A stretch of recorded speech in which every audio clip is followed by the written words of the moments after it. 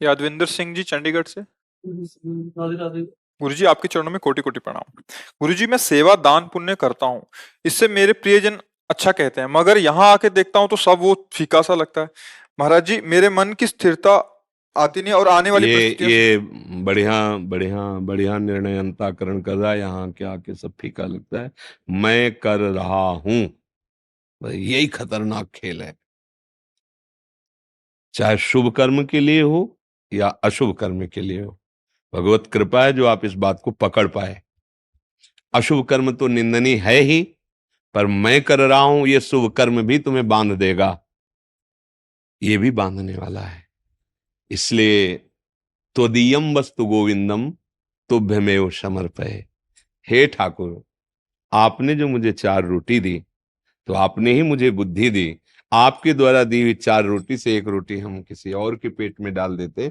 आपके द्वारा दी हुई वस्तु से आपके ही रूप का मैं करता हूं, ये मेरी वस्तु है, ऐसा भाव। ये बहुत सुंदर भाव आपके अंदर आया है, और शायद इस सेवा भाव का फल आया है ये।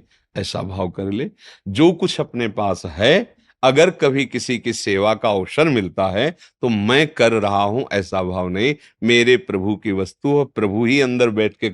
इसका फल क्या होगा? सीधे भगवान प्रसन्न होंगे। हरि प्रसन्न हो गए तो दुर्लभ, जा पर कृपा राम की हुई ता पर कृपा करे सब कोई। और जिस पर भगवान कृपा कर देते, प्रसन्न हो जाते हैं, तो जामवंत का सुन रघुराया, जा पर नाथ करो तुम दाया, ताई सदा शुभ कुशल निरंतर, सुर नर मुनि प्रसन्न ताऊ पर, सोई विजयी विनयी गुण सागर, तास सुजस त्रैलोक उजागर। भगवत कृपा से बढ़कर कुछ नहीं होता। और ये अच्छा हम 100 रुपया दान किया अपने मान के, वो 1000 दे देगा। 100 में तो हम समझ नहीं पाए अज्ञान को, अब 1000 में और रंग बढ़ेगा अभिमान का। फिर 1000 दान किए तो 1 लाख दे दिया, 1 लाख दान किए तो 1 करोड़ दे दिया, 1 करोड़ तो 100 करोड़। अब तो पागल हो जाएंगे, नहीं हो जाएंगे? तो मालिक इतने ही देना जितने से हमारा काम चल जाए और आपका भजन बनता रहे। बस बात, साईं इतना दीजिए जामे कुटुंब समाए, मैं भी भूखा ना रहो साधु ना भूखा जाए, बस। तो इस भाव को ऐसे करो कि भगवान ने जो मुझे दिया है उससे भगवत स्वरूप, तो ये अहम नहीं बीच में जागृत होगा और कोई बाधा नहीं लगेगी। और नाम जप करो। नाम जप करते हो? हाँ, नाम जप करो। बहुत अच्छा लगा, इसलिए अच्छा लगा कि आप अंदर की सूक्ष्मता को पकड़े। ये धाम है, और ये महारानी जी का यहाँ महिमा में प्रभाव है। तो जैसे दर्पण में आवे ना, अपने यहाँ दाग लगाओ तब नजर आता है। ऐसे तुम लगा बहुत सुंदर है, पर जब दर्पण सामने हो तब समझ में आता है कि सुंदरता में ये कमी है। नहीं ना? तो ये साधु समागम का एक दर्पण है।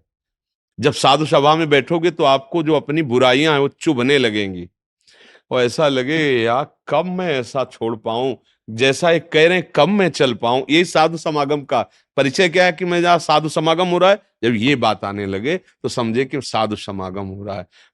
कोई गलत नहीं कर रहे हो, समझ रहे हो ना? पर जिस ऊंचाई पर चढ़ना है आनंद की, वहां ये बाधा पहुंचा सकता है। तो इसलिए इस भाव को सुधार लो। क्रिया तो वही है, भाव को सुधार लो। कभी हम किसी की सेवा करके अहम न करें, और दूसरे में भाव ये में कि हम कभी बदला ना चाहें। जैसे आपकी सेवा बन गई तो सोचे कि कभी अवसर आएगा ये भी हम, ऐसा भी भाव न करें। तो वो सेवा भगवान की प्रसन्नता हो, और भगवान की प्रसन्नता हो गई बन जाएगी, सब बात बन जाए। मालिक प्रसन्न हो गए, साहब प्रसन्न हो गए, बस सब बात बन गई। ये जो प्रचंड माया है ना, जब वो प्रभु प्रसन्न हो जाते हैं तो दूर हट जाती है, और जब हम प्रभु से विमुख होते हैं तभी हमें घेर लेती है और परेशान करती है। इतना परेशान करती है कि आदमी सोचता मैं आत्महत्या कर लूं। जब यहाँ कोई आके ऐसा बोलता है तो लगता है देखो कितना बावरा बना देती है माया। इतना कीमती शरीर, एक एक श्वास कितनी दुर्लभ, और वो कह रहा मैं आत्महत्या कर लूं। तो कितना बावरा बना देती है। इसलिए बहुत सावधान, बहुत सावधान।